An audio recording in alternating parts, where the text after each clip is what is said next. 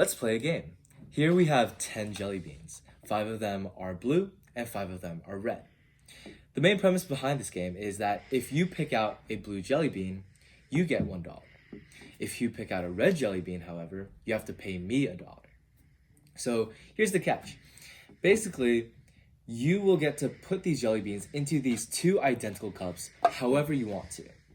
After that, I'll take them, randomly shuffle them, and you will pick one without knowing which one is which. From there, you will pick a jelly bean out of the cup without being able to see what color the jelly bean is. So the question is, would you want to play this game, and how much would you be willing to pay for it? From there, the next question is, what would be your strategy? To tackle this problem, we are going to use the power of conditional probability. Before we get into conditional probability, though, we will do a quick refresher on probability by itself. Let's say that we had a cup, and inside the cup we had 3 blue balls and 2 red balls. What is the probability of getting a blue ball? Well, we see that there are 3 blue balls inside that we can get, otherwise known as 3 successful outcomes,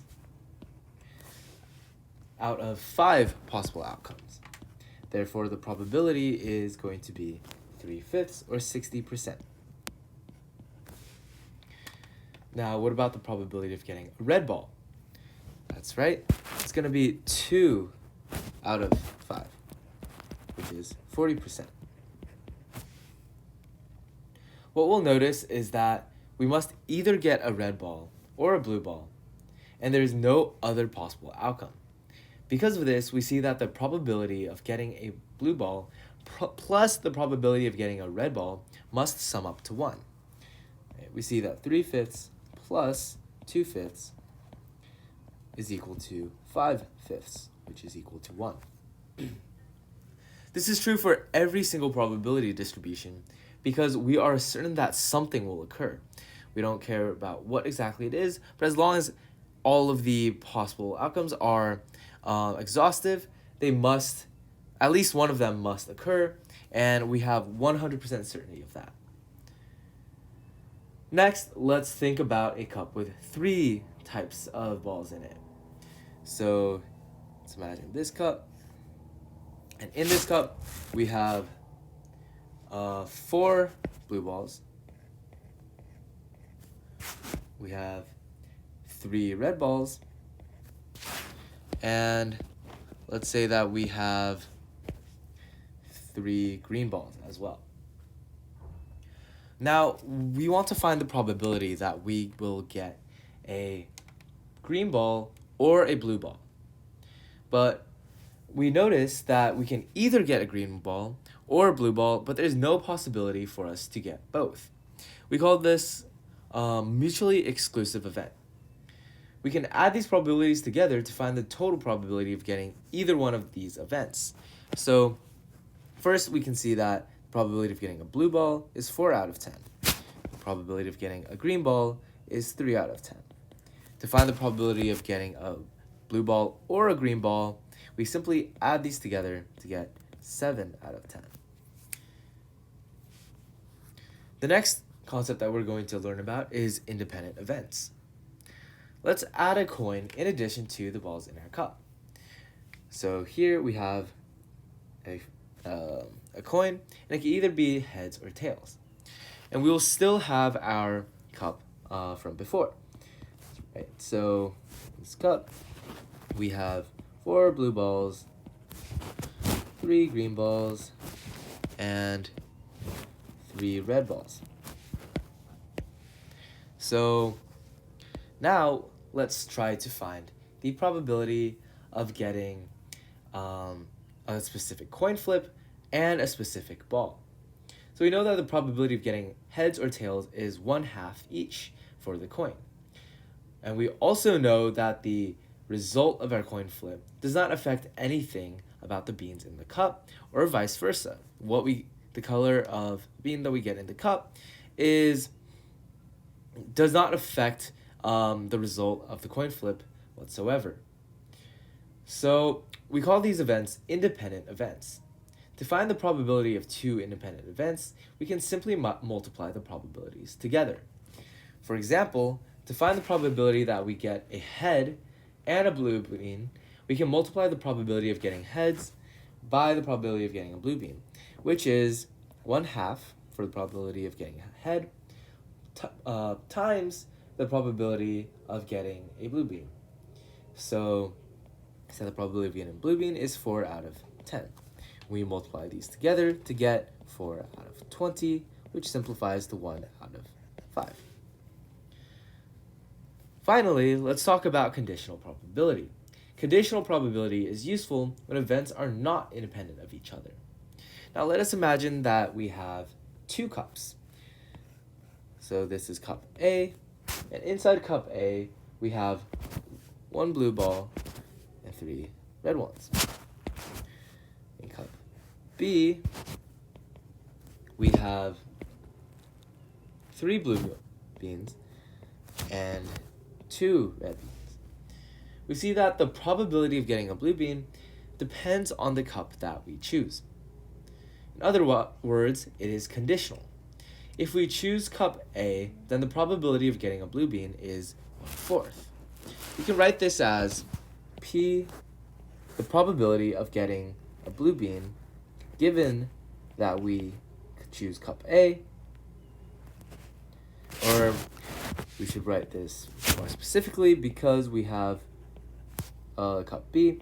So probability of getting a blue bean, conditional on getting cup A, is going to be equal to 1/4.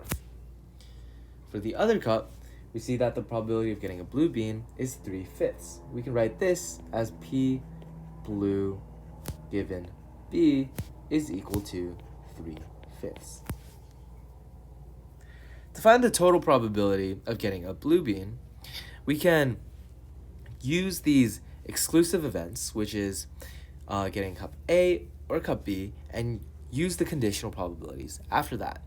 Let's assume that we can choose cup A and cup B at random, so for 50% at a 50% probability each.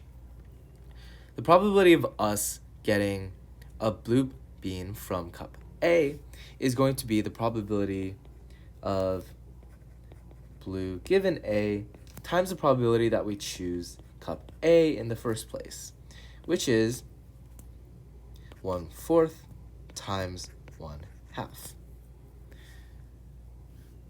Now, we can also calculate the probability of getting a blue bean for cup B by multiplying the probability that we get a blue bean, given that we have cup B, times the probability that we get cup B, which is 3/5 times 1/2. We can simplify these to 1/8 and 3/10. We can add these together to find the total probability of getting a blue bean.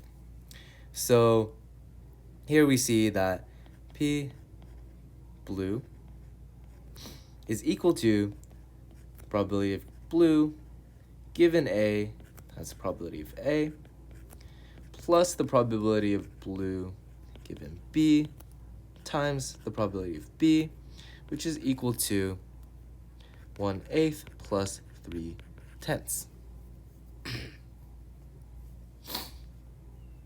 We can simplify this to 5/40 plus 12/40, which is 17/40. We can also quickly do the math to find the probability of getting a red using the same logic. So the probability of getting red given A times the probability of A plus the probability of getting a red given B times the probability of B. And we see that that's going to be 3/4 times 1/2 plus 2/5 times 1/2, which is 3/8 plus 1/5.